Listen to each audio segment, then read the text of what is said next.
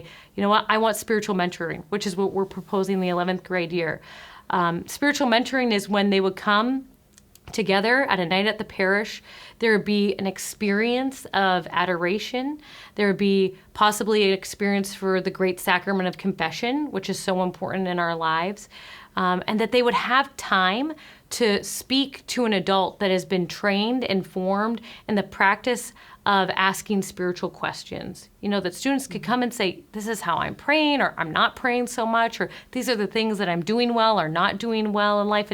And what do I do with that? You know, how do I pray about that? How do I invite Jesus into that? Or I don't know, what am I being called to do with the rest of my life? You know, I think so much of our high school students, there's so much pressure on them to find out who they are, what they want to do for the rest of their lives, you know, where they're going to go to college or, you know, the military or whatever the case is, have a job, and they have to figure it all out. And I think as a church, we have so many gifts of prayer and discernment and how to answer those questions in a way of well, where is God meeting you in that? You know, how can we really support you as a young person, pray for you in your needs, your wants, desires, and where is God meeting you in that? And that we could definitely walk alongside our young people in that journey. So that's the 11th grade year. And again, I use that with quotations around it, spiritual mentoring. And then finally, the 12th grade year, we call Made for Mission. Again, we're hoping that our young people throughout all of this, that they want to, you know, be a part of the EDGE program and maybe lead some of the middle school students, that they would want to lecture, want to be Eucharistic ministers, right? And they have an early opportunity to do that now in their faith journeys, which is, I think, a great gift, too, for our diocese, would be to see young people really, you know, in the liturgical experience, and that they want to, you know, that we have to trust that. We did, one of parts of coming up with this was we did a survey for our young people, and we said, you know, when you think of active Catholic, what does that mean? And they said, you know, someone who is involved in the liturgy, someone that wants to give back, and that many of them expressed that they would want to do that, you know. And so that would be a great gift. But anyway, that's a total aside.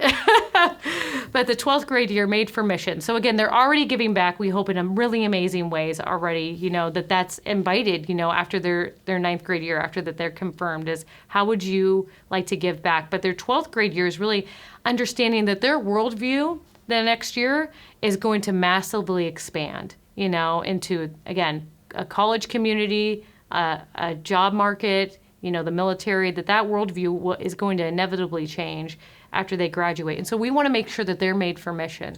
They're made to go out and live this life as a disciple of Jesus, to go and belong, you know, even if it's not in Erie, but belong somewhere. And it's important that they have that faith family around them. And so that last year, we want parishes to really connect with their young people. Find out, what do they need? You know, what do they need to make not only great decisions in life, but what do they need right now? Do they need a night that's about, well, how do I make a good choice? How do I make a choice that is rooted in Christ, that is rooted in who God has made me to be, and that I live that out well, and that I as a gift, as a unique expression and person of love that God has created, how do I live my life out to the best way that I can, the best way that God has made me to be? And so that the parish knows their young people and does nights based off of that, so that there would be, you know, on average quarterly nights where it would meet young people in those life milestones to show that the church can enter into their lives. The church is not something that's separate or compartmentalized away from all of our lives. It's just something I do on Sunday, or it's just something I do at Christmas and Easter.